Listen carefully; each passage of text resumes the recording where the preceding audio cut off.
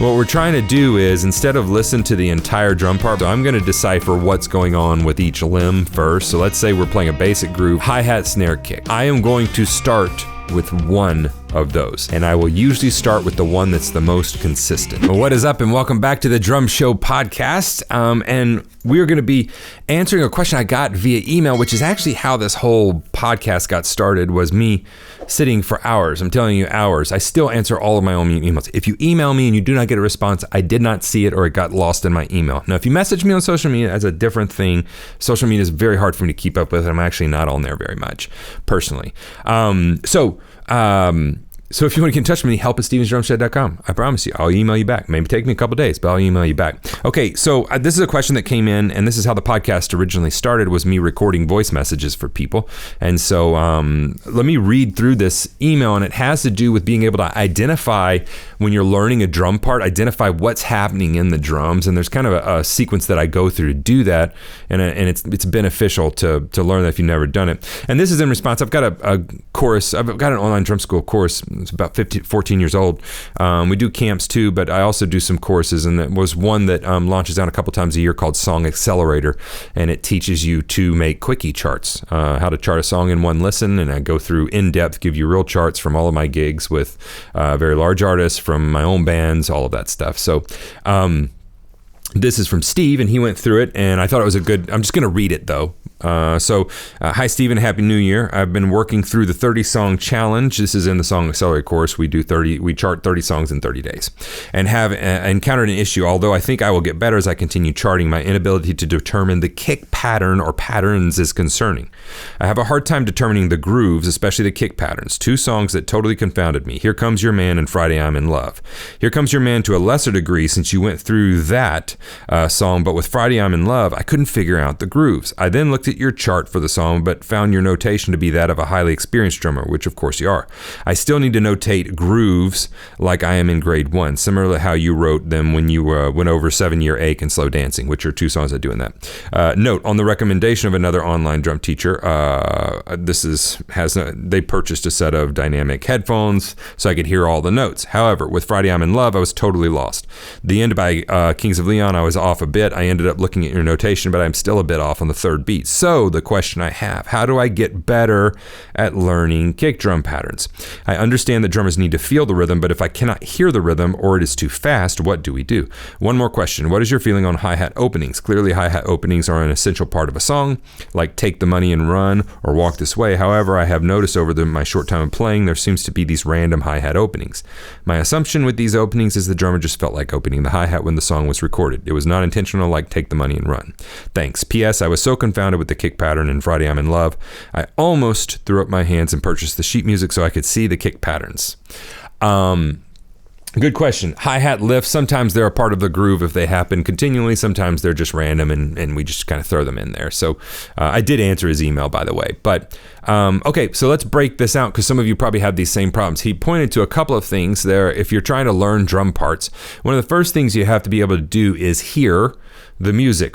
Let me just give a PSA. If you are using the noise canceling, like Apple buds, like the little earbuds that go in there, those don't protect your hearing, and you also are going to have trouble hearing things because they're kind of crap speakers.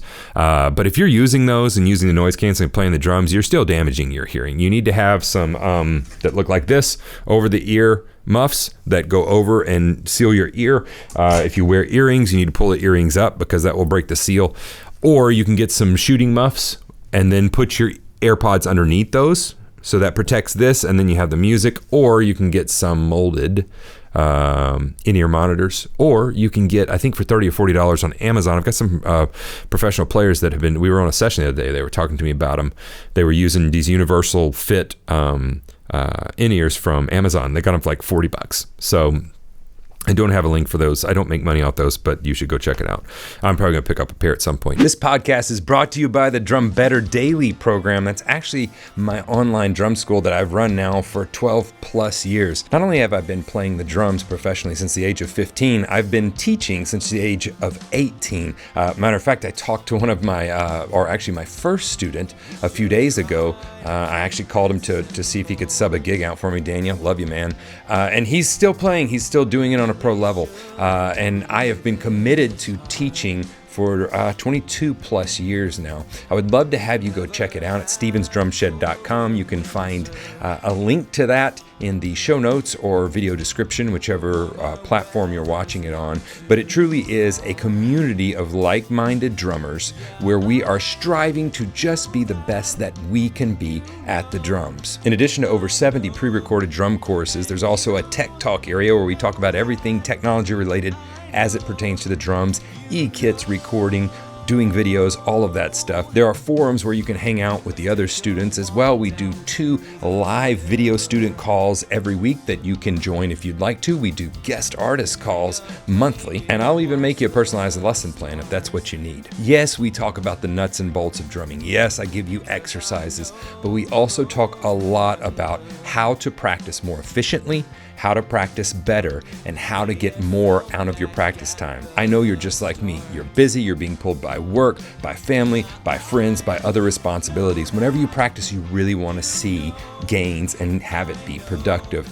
That is what we focus on in the Drum Better Daily program. I'll have to say personally, it's been really cool because some of these students I've worked with for over 12 years, we started running drum camps here in 2022, and I got to meet some of them in person for the first time. Those drum camps have been selling out, blowing my mind with how much fun they are and how great a time it is to bring the community together in person. I'd love to have you be a part of it. Okay, so we have to get to where we can hear what's going on. Then as far as slowing down or speeding up the music, if you need to do that, you can go to YouTube. There's the little gear icon below that. There's a speed setting. I usually watch informational videos on like 1.5 or 2x speed so I can get it faster. That's a little hack for you. But when it comes to transcribing stuff, you would want to slow that down. It does affect the pitch some. The best app you can get is Moises. I pay for it every month. It's like $5 or $6, and it's really beneficial. It's very, very helpful. You can slow the song down. You can speed the song up. You can take away all the other instruments. It's pretty cool what you can do with that. Helps transcribing the part become a lot easier and helps you to hear that stuff because you can isolate it. Now, critical listening, being able to hear what is being played, we have to understand we're learning a new skill, and that's what I talk about in that course. I say, look, this is an advertisement for the course, by the way. It's not, registration's not even open. It's an acquired skill. So critical listening, you have to, when we were in music school in college, we had something called ear training. It was a class I went to every morning for like 2 years. Why? They're trying to train you to hear what's going on. Not just hear the drum parts. They're trying to train you to hear chords, notes within the chord, the resolutions. And they'll play the chord and then they'll accent it. Can you hear the third? Do you hear that? This is the seventh. Do you hear it? And they'll bang on. Do you hear what that sounds like? And they're playing it. And it's like, okay, well, now I can, And then you get to where they can just play the chord normally. And you're like, oh, there's a seventh in there because you know that tone, you know that color, you know that timbre. Or timbre. And so it is with drums, right? And this was in we were at Counterpoint Music History. I went through like 4 semesters of music history. It's all ear training, sight singing and dictation. It's all ear training. Okay. And so we're training our ears as musicians, and sometimes we can only play as fast as we can hear. Sometimes we can only learn as fast as we can hear, and we don't talk about that a lot. So what we're doing when we're learning to transcribe drum parts and write them down is we are training our ears. So what I want to do is slow it down some if we can, and then isolate the parts. But I do not try to listen to the drum part as a whole, and if I'm very bad at it, I may buy the sheet music.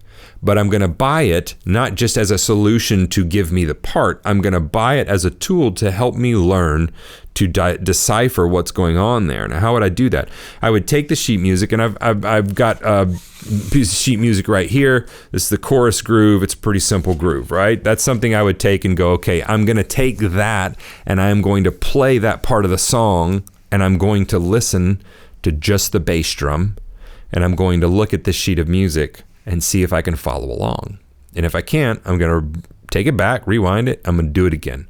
If I can't do it still, I'm going to take it back and I'm going to do it again until I can hear every note that is there. And if I can't hear every note that's there and transcribed, I may be like, maybe this transcription's wrong. Which happens a lot now, actually. There's a lot of transcriptions I could point to that are wrong. And some of them are ones I've done, by the way. I look back later, I'm like, what was I thinking? That's not there. So what you want to do is begin to use that sheet music as a tool to help you learn, and then take it away and start seeing if you can hear what's going on there.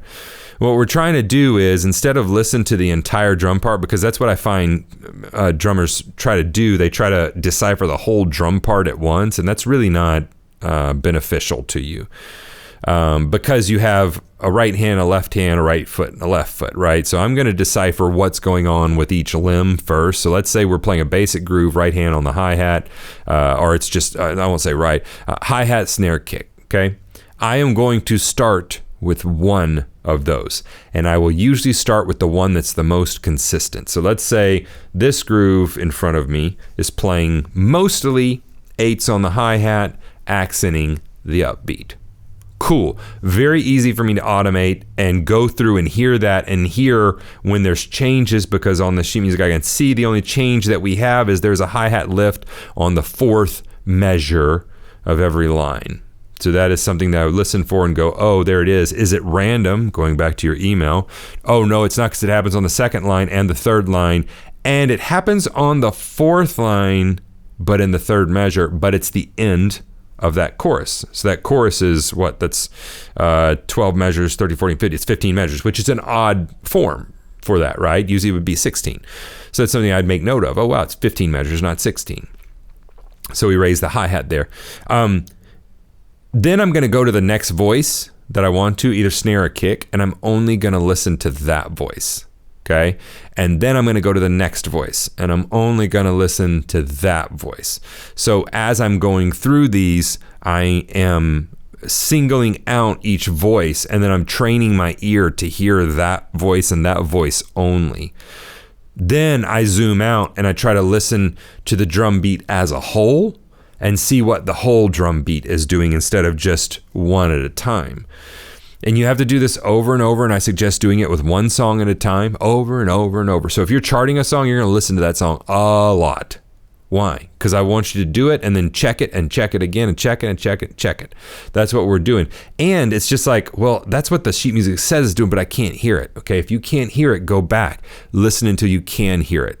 I've had students in here where they're playing a song, and I'm like, can you hear that they're doing that? And he's like, I never even knew there was kick drum there. I was like, okay, it's pretty prominent. He's like, never knew it. Another one, I might ask him, hey, do you hear what the guitars are doing there? They're kind of chunking on the eighth notes, and you're kind of syncing up with that. They'll go, there's guitars there? Like, yeah, there's very, it's distorted. Oh, I never even knew. I was just trying to play the drums.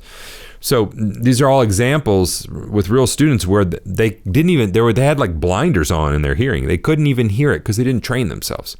The same thing goes for when you're learning to hear the other parts of the song. I would suggest just listening to the vocals. Go through with a listen, just listening to the bass guitar, just listening to the piano, just listening to the guitar, and see if you can decipher what they're doing. All right, this is how we learn to critical listening. But if you're having trouble with with learning drum parts and deciphering what's going on, that's the process. We need to go through it one voice at a time, bass drum, kick drum, snare drum, and then I'll do this on drum fills too. Okay, what's the top tom doing? Do-do-doom. Doom, boom. That's all it's on. Do-da-doom, boom, doom. Ba-da-doom, boom, doom. Like it's just doing that, okay? So I would write that down. Be like, what's the second tom doing? And I would check. So we go through each voice, then we go and listen to it as a whole. If you're really having trouble, there's no shame in the game of going and buying the sheet music, but using it as a tool, not as a solution, not so, I got the part. No, I'm going to use this and I'm going to use it to check my work. Oh, it doesn't look like that. I'm going back and doing it again. Doesn't look like that. Going back. It's just like when you're learning math and you go get the answers and you're like, well, mine doesn't do that. And the math teacher's like, then go back until it does. What are they trying to do? They're trying to get you to go through because a math equation is it's steps. So they're like, the steps are so, why do they want you to write the steps out? They want to make sure that you're not skipping any, because skipping that step may not matter for that problem or the next one or 14 problems, but on the 15th problem, that step may have been needed. Otherwise you get a different solution. Okay. So same way with this, but anyway, hopefully that's helpful. Go out, try to decipher some drum parts for yourself, try to read through them, try to get better. That's one way that we can improve that's outside of the practice room. And I'll see you here in the next episode.